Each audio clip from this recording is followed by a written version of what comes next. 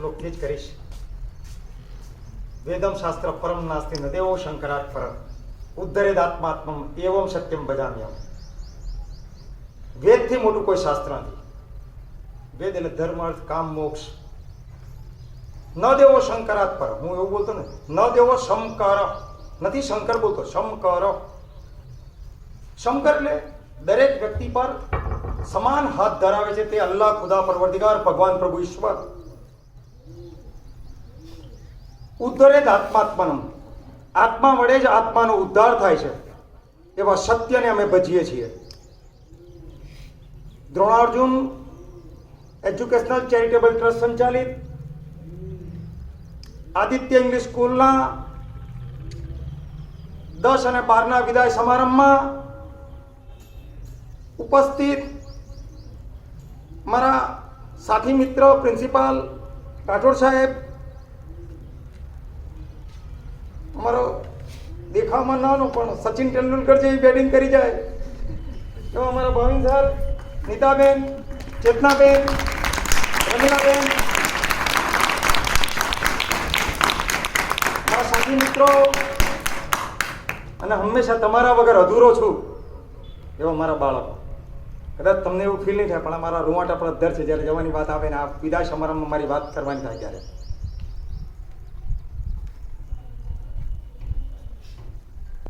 ગઈકાલ રાત્રે 2 ઘટના બની. રાઠોડ સર સમજજો.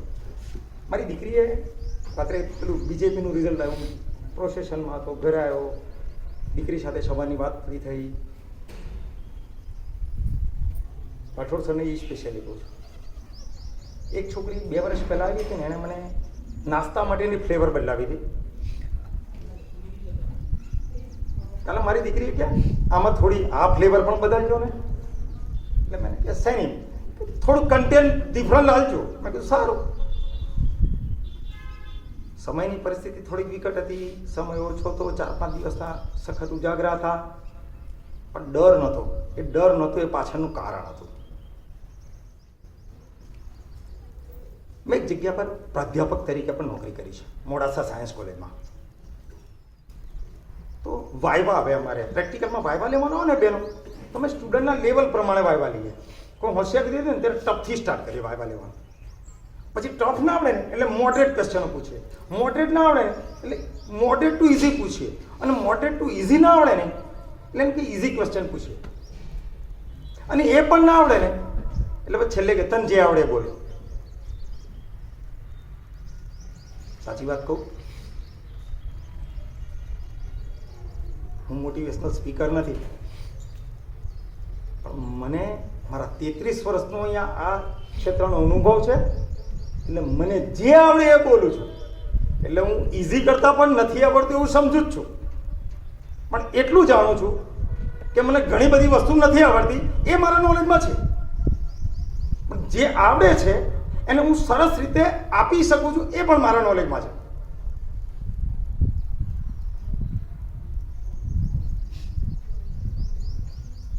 MSc કરતો હતો, સ્કૂલ ઓફ સાયન્સમાં ભણું. મારી ડાયરીમાં નવી ડાયરી ચાલુ કરો થાય, બેગ મૂકું તો ઉપર ભગવાનનું એક નામ લખું અને નીચે લખું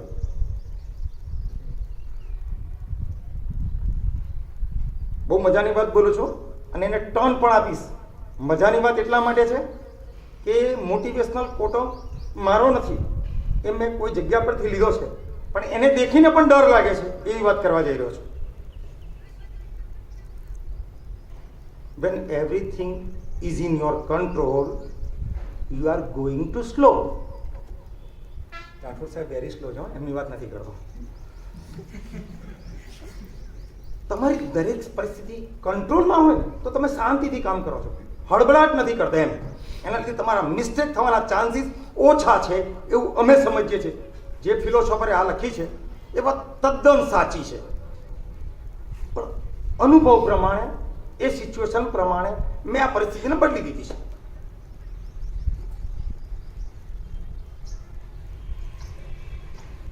હું ને મારા વાઈફ મેરેજ પછી મસૂરી હિલ સ્ટેશન પર જતા હતા. ઇટ્સ અ રિયલ ટ્રુ, આ સત્ય ઘટના છે. ત્યાં ખબર છે વળાંકવાળો રસ્તો છે, હાઈટ પર છે, આજુબાજુ વેલી છે, ડિસ્ટર્બન્સ લાગે, ડર પણ લાગે, ભય લાગે. કેબ બુક કરી ને તો ડ્રાઈવરની ટી શર્ટ પાછળ આ જ વાક્ય લખેલું.